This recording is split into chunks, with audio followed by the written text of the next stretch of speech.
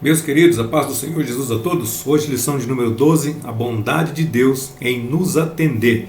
Nossa lição está dividida em 3 tópicos principais que são a bondade de Deus, segundo, há 2 caminhos para escolher e o terceiro, a mentira dos falsos profetas. Nosso texto áureo se encontra em Mateus capítulo 7, versículo de número 11, que diz: Se vós, pois, sendo maus, sabeis dar boas coisas aos vossos filhos, quanto mais vosso Pai, que está nos céus, dará bens aos que lhe pedirem?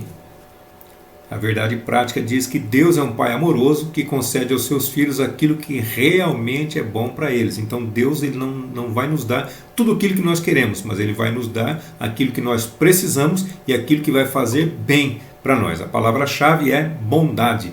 Primeiro tópico, a bondade de Deus. Primeiro subtópico, a definição de bondade. Então a palavra bondade é definida como qualidade ou caráter de bom. Também é boa índole, é benevolência, brandura e também boa ação. Então a bondade ela é um dos atributos de Deus, mas não do homem. Então o apóstolo Paulo declarou a respeito disso, em Romanos capítulo 7, versículo 18. Porque eu sei que em mim, isto é, na minha carne, não habita bem algum.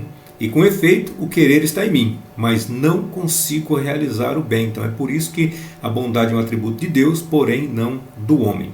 E João 3,3 também diz assim: Jesus respondeu e disse-lhe: na verdade, te digo que aquele que não nascer de novo não pode ver o reino de Deus. Então Paulo está dizendo que nós somos maus, que nós não somos bons.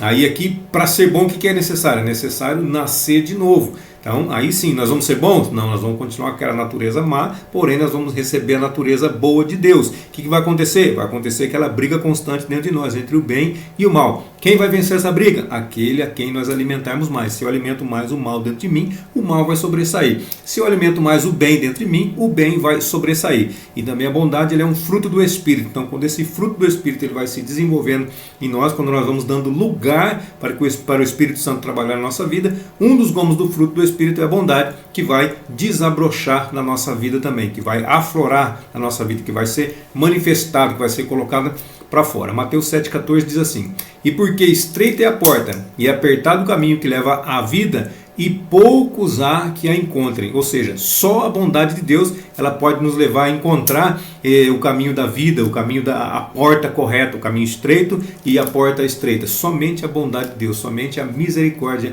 do Senhor. Assim como Ele me encontrou, assim como Ele me colocou no caminho, Ele vai fazer com você, ou Ele já fez com você. Se não fez ainda, permita que Ele faça, deixe que Ele faça isso na sua vida. O segundo subtópico diz que a bondade de Deus no aspecto bíblico. Então, nas Escrituras Sagradas, na Bíblia Sagrada, a bondade é definida como qualidade do que é bom. Agora eu te pergunto, será que Deus é bom?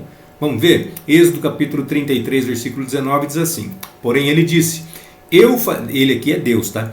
Eu farei passar toda a minha bondade por diante de ti, e proclamarei o nome do Senhor diante de ti, e terei misericórdia de quem eu tiver misericórdia, e me compadecerei de quem eu me compadecer. Então só a primeira parte do versículo. Porém ele disse, eu farei passar toda a minha bondade diante de ti. Isso aqui foi um momento que Moisés queria ver Deus, mas Deus falou assim, a minha face você não pode ver, mas eu vou permitir que você me veja pelas costas. Então colocou Moisés numa brecha, no meio da rocha, colocou sua mão, toda a bondade de Deus passou, e quando Deus tirou a mão, Moisés contemplou as costas de Deus. Salmo 34, verso 8 diz assim: Provai e vede que o Senhor é bom, bem-aventurado o homem que nele confia. Então o Senhor é bom, o Senhor é bom. Então nós temos que provar, nós podemos provar para ter a certeza de que Ele realmente é bom. Quer fazer prova com Deus? Faça prova com Deus para ter certeza da bondade dEle. O terceiro subtópico diz assim, a bondade de Deus no aspecto teológico. Então nós vimos no aspecto bíblico, agora no aspecto teológico. Então teologicamente falando, o termo bondade ele é amplo e envolve santidade, envolve retidão, envolve verdade, envolve amor, envolve benevolência, também graça e misericórdia. Tudo isso no aspecto teológico envolve a palavra bondade. Então fica evidente que apenas o Deus da Bíblia é verdadeiramente bom. Somente o Deus Criador, somente o Deus Todo-Poderoso é verdadeiramente bom o tempo todo o tempo, somente Ele. Então João 3,16 vai dizer assim, vai provar a bondade de Deus, porque Deus amou o mundo de tal maneira, inexplicável, que deu seu Filho unigênito para que todo aquele que nele crê não pereça, mas tenha a vida eterna. Então somente o Deus da Bíblia pode fazer isso, pode entregar o seu Filho para morrer por toda a humanidade, seja ela boa, seja ela má, sejam eles bons, sejam eles maus, sejam eles obedientes ou sejam eles desobedientes. Deus enviou o seu Filho para morrer por mim e por você, por todos nós, sem exceção, sem acepção de pessoas. O Salmo 23, verso 1 diz assim: o Senhor é o meu pastor, nada me faltará. Então olha só, a palavra meu aqui, o Senhor é o meu, então fala de personalidade, fala de pessoalidade, fala de pertencimento. Mas espera aí, o Senhor é meu? Como assim o Senhor é meu? O Senhor me pertence?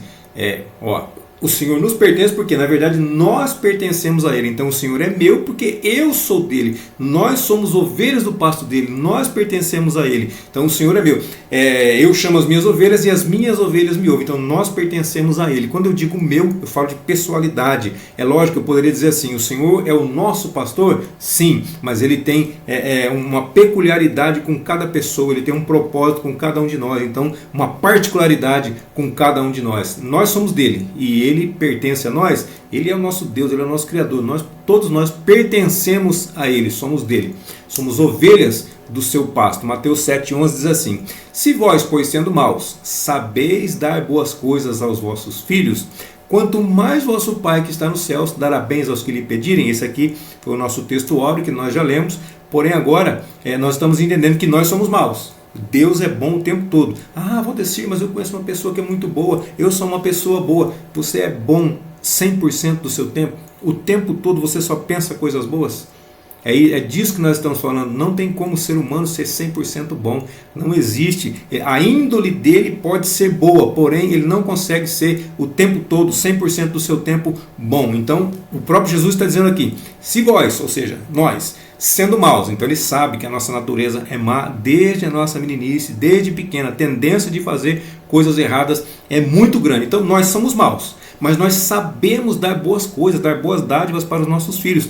Então quanto mais Deus, que é bom 100% do tempo, que está nos céus, dará bens aos que lhe pedirem. Então ele faz essa pergunta aqui, mas fica clara a resposta. Se nós que somos maus damos boas coisas para os nossos filhos, quanto mais o nosso Pai Celeste vai nos dar coisas boas, vai nos dar bens a todos aqueles que lhe pedirem, a todos aqueles que falarem com Ele, a todos aqueles que comunicarem, que orarem, que buscarem. O resumo desse tópico diz: Deus é bom e atende aos seus filhos que o invocam em oração. Segundo tópico: há dois caminhos para escolher.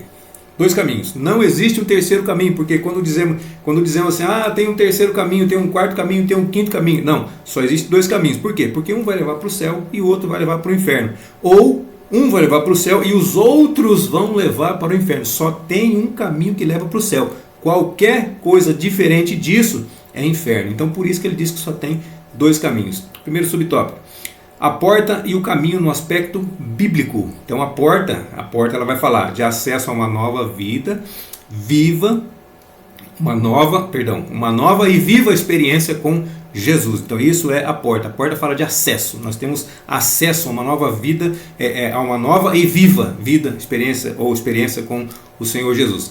João capítulo 10, versículo 9 diz assim: Jesus está dizendo: eu sou a porta. Se alguém entrar por mim, salvar-se-á.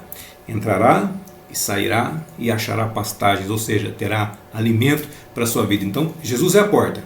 Se nós entrarmos através dele, aí sim, nós vamos nos salvar, nós vamos ser salvos. Nós vamos salvar por conta própria? Negativo. Ele vai nos salvar. Então nós seremos salvos porque nós entramos por ele. Por causa dele nós seremos salvos. Aí sim nós podemos entrar, nós podemos sair e nós podemos ser alimentados o tempo todo. Essas são palavras do próprio Jesus. E João 14,6 diz assim: disse-lhe Jesus: eu sou o caminho e a verdade e a vida. Ninguém vem ao Pai senão por mim. Então, se Ele é o caminho, Ele é a porta, nós passamos por Ele. Ele é o caminho, nós andamos por Ele. E assim tem que ser. E qual que é o final de tudo? Olhando para Jesus, autor e consumador da fé. Então, o tempo todo eu não vou olhar para a esquerda, eu não vou olhar para a direita, eu vou olhar sempre para Jesus. Eu vou passar pela porta que é Jesus e eu vou andar pelo caminho que é Jesus. E no final de tudo eu vou habitar com Jesus por toda a eternidade. Então a porta estreita é aquela que conduz à vida eterna. A porta apertadinha, o caminho apertadinho, aquele que conduz à vida eterna. João 10,7 diz assim: Tornou, pois, Jesus a dizer-lhes: em verdade vos digo que eu sou a porta das ovelhas. Então, só entra nessa porta se for ovelha. Se for lobo, não entra.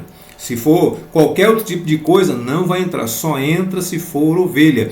E para que serve a ovelha? A ovelha, ela é a pessoa que cria ovelha, ela cria para produção de leite, ela cria para utilizar da sua carne, ela cria para utilizar da sua lã, e também ela aproveita o seu couro. Ou seja, tudo na ovelha se aproveita, a não ser, lógico, as suas fezes, porque aonde a ovelha defeca, onde a ovelha faz o cocô dela, nunca mais nasce nada. Ou seja, nós, aplicação na nossa vida, tudo em nós aproveita, a menos que eu faça alguma coisa errada. Vou falar claro aqui, tá? A menos que eu faça uma cagada em algum lugar, o que vai acontecer? Nunca mais vou conseguir dar fruto naquele lugar. Através da minha vida, não. Talvez algum outro consiga, mas através da minha vida, não mais. Onde eu fizer uma coisa errada, vai ser muito difícil dar fruto. Compreendeu bem isso daí? Então tudo, quase tudo em nós se aproveita, a menos que eu faça alguma coisa errada. Lucas 13:24 diz assim: porfiai por entrar pela porta estreita, porque eu vos digo que muitos procurarão entrar e não poderão. Então o verbo porfiar no grego, ele significa esforçar-se com zelo extremo, empenhar-se para obter algo. Então empenhe-se, esforce-se para entrar pela porta estreita. Porque se fosse fácil, meu querido, se fosse fácil, todo mundo faria, todo mundo fazia, mas não é fácil. Então se não é fácil, é por isso que nós temos que lutar, nós temos que guerrear, nós temos que nos esforçar, nós temos que nos empenhar para poder entrar por essa porta. E também a porta larga é aquela que conduz à perdição. E o pior, não é só perdição, é perdição eterna, é perdição para sempre, não tem mais volta. Depois que passou para a eternidade, se entrou pela porta errada, se entrou pela porta larga, se andou pelo caminho largo, é perdição. E outra, eterna, não tem mais volta. Mateus 7,13 diz assim: entrai pela porta estreita, porque larga é a porta, e espaçoso o caminho que conduz à perdição. E muitos são os que entram por ela. Então ele falou que pela porta estreita poucos conseguem encontrá-la, mas aqui na porta larga muitos são os que entram por ela. A palavra perdição, ela significa perder, ou perder alguma coisa, ou se perder a si mesmo. Também significa situação de desgraça, situação de ruína, situação de fracasso. Agora pensa bem, eu vou me perder, ou eu vou entrar numa situação de desgraça, de ruína, de fracasso. Aí o pior, por toda a eternidade, não tem mais volta. Esse é o problema. Agora, e porta? O que significa porta?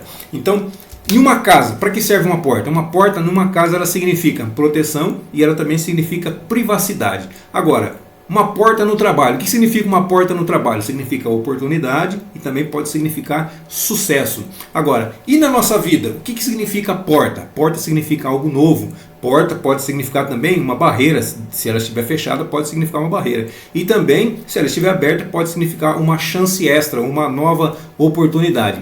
E porta na nossa vida espiritual, o que significa? Porta na nossa vida espiritual significa escolha. Ou seja, certo, errado. Jesus, o diabo. Céu, inferno. Porta na nossa vida espiritual é escolha. Terceiro subtópico, a escolha entre os dois caminhos. Lembra que nós falamos? Só tem dois, não tem 3, 4, 5, 6, pode ter 20 que você achar, mas só dois, porque dois são os destinos finais desse caminho. Um vai para o céu e o outro vai para o inferno. Então, neste mundo, só há dois caminhos para ser percorridos, o da vida e o da morte. Lá em Jeremias 21:8 vai dizer assim: e a este povo dirás, assim diz o Senhor, eis que ponho diante de vós o caminho da vida e o caminho da morte. Então quem está falando aqui, se nós lemos no versículo anterior, no versículo 7, vai ver que é Deus que está falando. Então Deus está dizendo assim, eu estou colocando no caminho de vocês, a vida e a morte. E Deus também, ele costuma aconselhar, ele costuma dizer, entra pelo caminho certo, entra pelo caminho estreito, entra pela porta estreita, como o próprio Jesus já falou aqui, entrar pela porta estreita. Ele já aconselha que nós façamos o correto. Por isso que ele é um Deus bondoso, bom o tempo todo. Infelizmente a escolha de muitos é pelo caminho largo, infelizmente. Pois nele não tem restrições, não tem aperto, não tem dificuldade. Então é mais fácil, tudo é permitido, posso tudo, até os versículos bíblicos, posso todas as coisas naquele que me fortalece.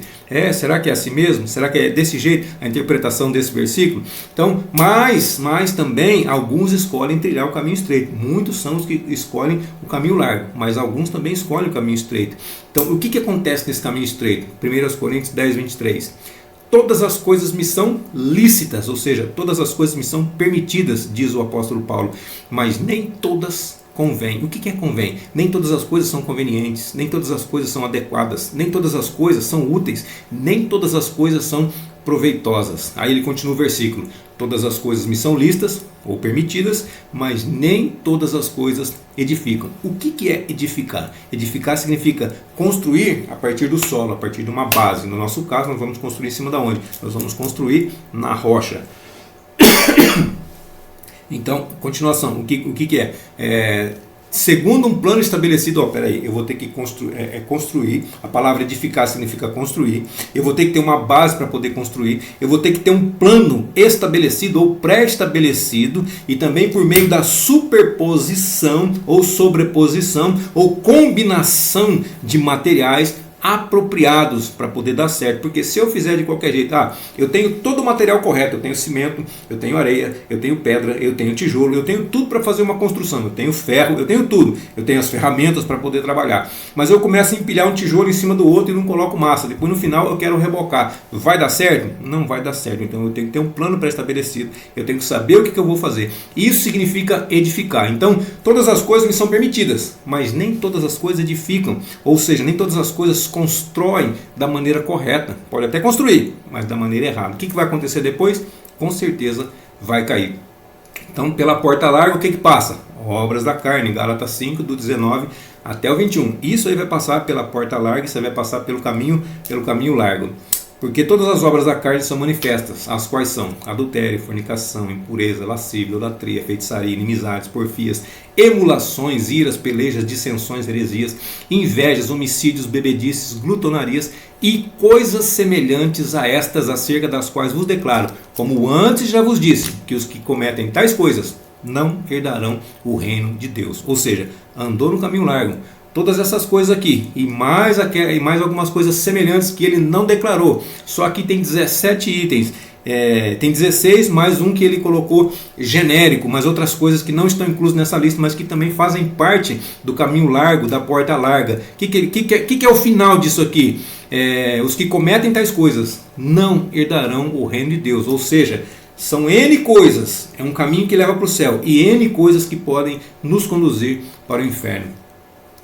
Contudo, o destino da porta larga e o caminho espaçoso é a eternidade sem Deus. Então vai andar por esse caminho, vai passar toda a eternidade sem Deus, no sofrimento, ardendo em chamas. Isso é terrível. Pior, repito, não tem mais volta. Agora, aqueles que escolhem o caminho apertado, eles um dia vão morar com Deus e serão como a luz da aurora, como diz Salomão lá em Provérbios capítulo 4, versículo 18. Mas a vereda dos justos é como a luz da aurora, que vai brilhando mais e mais, até ser dia perfeito. O resumo desse tópico diz assim: Jesus mostrou que existe apenas dois caminhos, o largo e o estreito. Então, o largo vai conduzir para o inferno e o estreito vai conduzir para o céu. Terceiro tópico diz: a mentira dos falsos profetas. Primeiro subtópico: cuidado com as falsas aparências. O que é aparência? Aparência é aquilo que, o dicionário, tá? Aquilo que se mostra imediatamente. A aparência é o aspecto. A aparência é a configuração exterior. Agora, tem gente que tem casamento de aparência. Estou citando um casamento como exemplo. Casamento de aparências, sabe?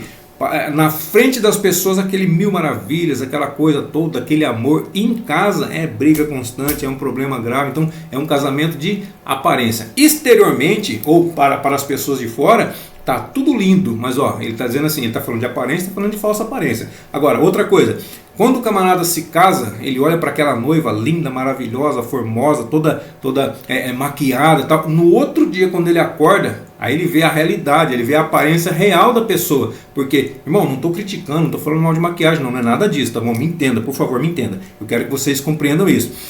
Aquela mulher toda maquiada, muito bonita, né? Aí o que acontece? Quando ele acorda no outro dia, que ela está toda sem maquiagem, aí ele vê a verdadeira aparência dela. Naquele momento ele está vendo uma aparência dela que não é dela, é uma aparência falsa, é uma aparência produzida.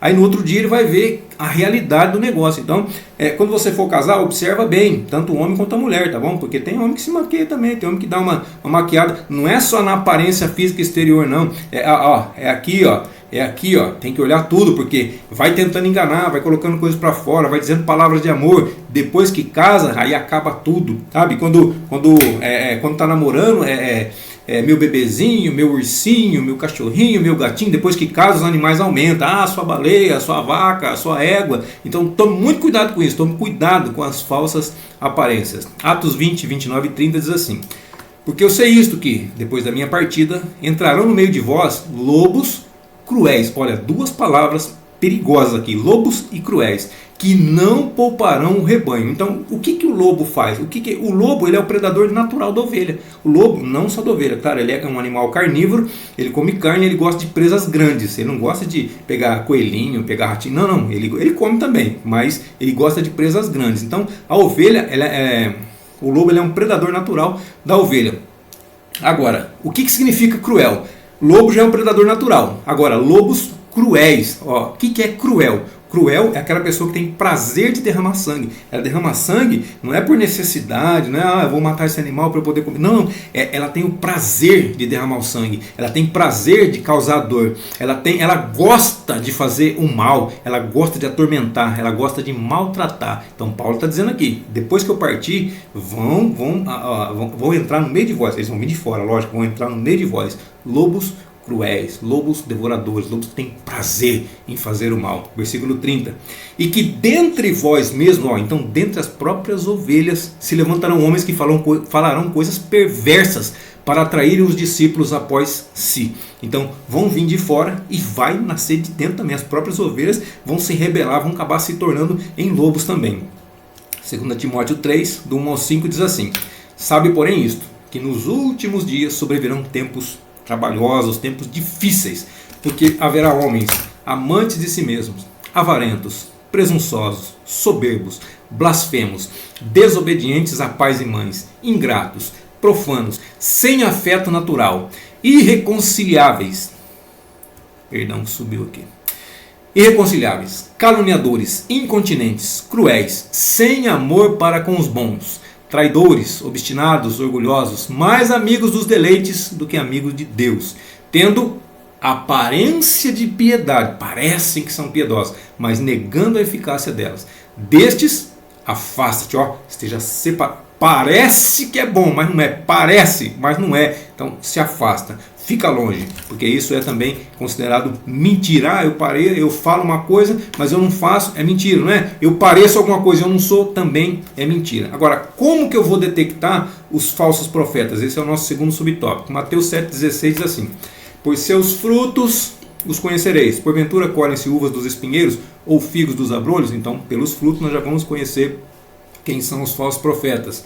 O 7,20 de Mateus é a mesma coisa. Portanto, pelos seus frutos os conhecereis. Agora, nos ensinamentos desses falsos profetas, o que eles fazem? Eles minimizam a Cristo e glorificam ou gloriam a si mesmo. Eles enchem de si mesmo e falam mal de Cristo. Ou seja, Cristo é diminuído e eles são aumentados. O que João Batista disse? Importa que ele cresça, que Cristo cresça e que eu diminua. Então é o inverso. Então o falso profeta, além dos seus frutos, o que mais vai acontecer aqui? Ele vai querer aparecer mais do que a Cristo. Então isso assim é uma das maneiras também de descobrirmos quais são os falsos profetas. 1 Timóteo 6, do 3 ao 5 diz assim: se alguém ensina alguma outra doutrina, mais uma forma de conhecer o falso profeta. Então, pelos frutos, por ele falar mal de Cristo, querer aparecer mais do que Cristo, e também quando ele ensina alguma outra doutrina, ou seja, uma falsa doutrina. Doutrina é tudo que é objeto de ensino da palavra de Deus. Todos os ensinos da Bíblia Sagrada são doutrinas bíblicas. Então quando alguém vem e distorce alguma coisa ali, ele se torna um herege. Agora quando ele vai contra aquilo lá, aí sim, aí ele já está ensinando coisa errada, aí já se desviou de uma vez. E não se conforma com as sãs palavras do nosso Senhor Jesus Cristo e com a doutrina que é segundo a piedade. Versículo 4, olha o que diz: ele é soberbo, ele nada sabe, mas delira acerca das questões e contendas de palavras, das quais nascem invejas, porfias, blasfêmias ruins e suspeitas. Blasfêmias e ruins suspeitas.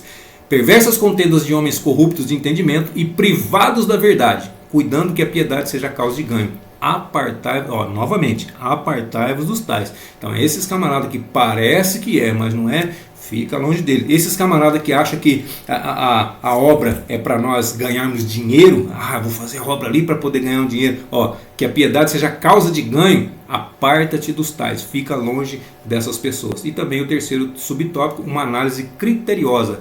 Criteriosa aqui é minuciosa, com critérios, com escolhas. Então, desde o Antigo Testamento já vem surgindo falsos profetas.